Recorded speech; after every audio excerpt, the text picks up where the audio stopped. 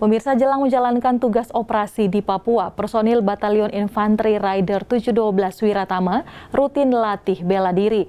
Karena selain harus jago tembak dan fisik yang prima, keahlian bela diri menjadi modal utama dalam menjalankan setiap penugasan.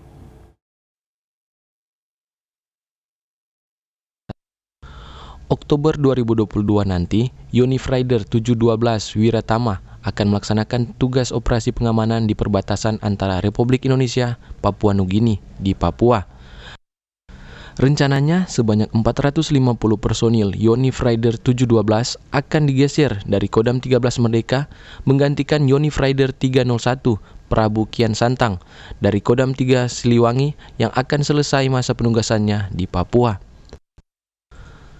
Dalam persiapan, personil Yonif Rider 712 menyiapkan alat utama sistem senjata atau alutsista, serta giat berlatih berdiri yang akan berguna saat menghadapi perkelahian jarak dekat. Persiapan kami mulai menyiapkan dari penyiapan alutsista, gelar perlengkapan, dan juga kami menyiapkan demonstrasi rit pembebasan tawanan dan juga bela diri.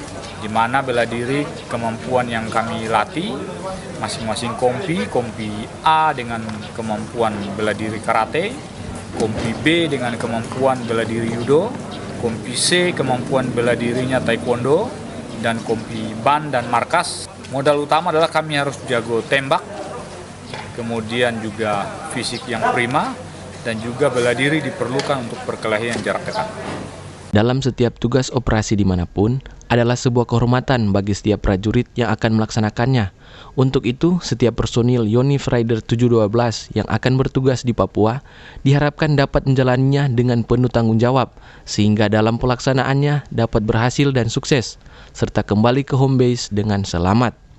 Paul Bawole melaporkan untuk Kawanua TV.